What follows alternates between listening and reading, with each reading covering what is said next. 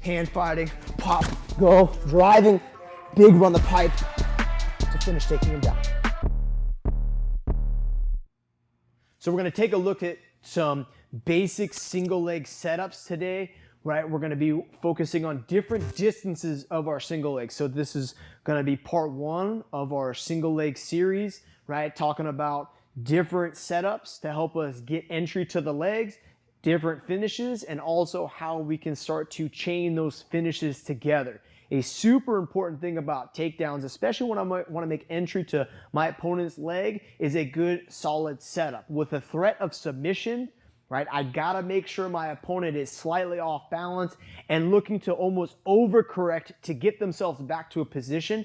That small window of opportunity is a great time for me to make entry on the leg, and then we need to know how to maintain control of the appendage and how we can finish, a lot of times depending on what reaction the opponent's giving me. So the first thing we're gonna look at here is I'm staying at distance with my partner, right? I'm my opponent.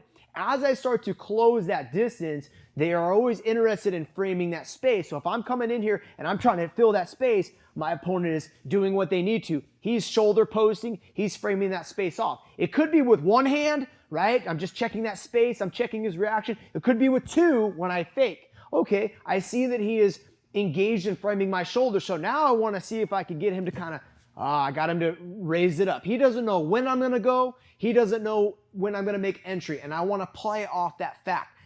That goal here is to kind of make him make that little scarecrow stance. When I bite hard, you see how he comes up on his toes, and his arms raise up a little bit. He's trying to frame my shoulders, right? That is a good opportunity for us to make entry. So I can make a rhythm here.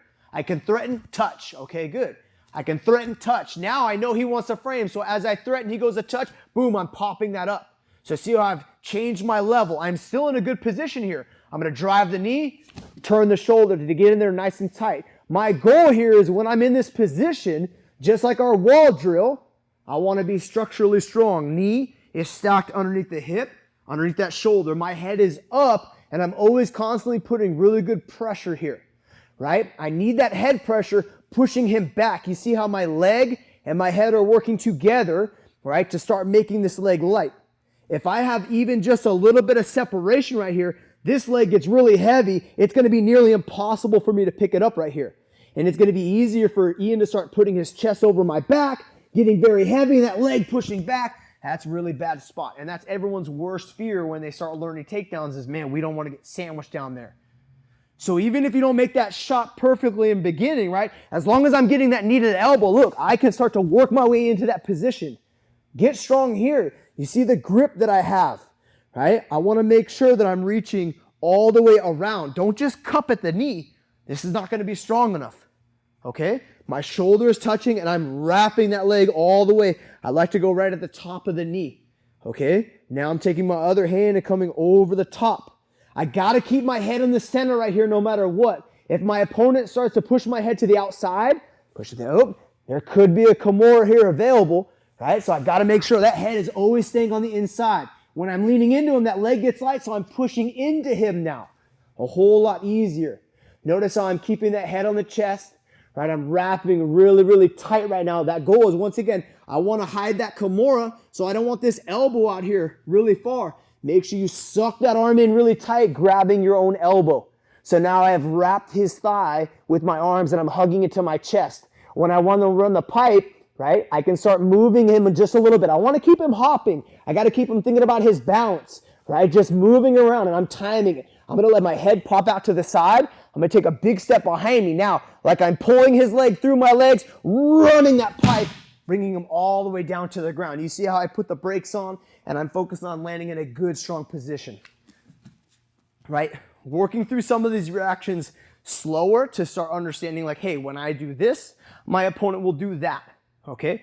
Everyone wants to do this super fast, but we got to start slow, and then you can start building your speed, right? There's no use in being fast and sloppy. We want to have speed and precision, right? And you do that by understanding my setups, and I can anticipate my opponent's reaction. Okay, so I'm in here, I'm getting him to bite on my shoulders. 1, I got that rhythm. 2, now I'm gonna go pop, go. I'm lifting him up. Even if I'm not ready, look, I can be climbing up his leg. Now taking my big step back, Watch how my chest goes down to the mat as I pull his leg through. I don't let the leg slip off.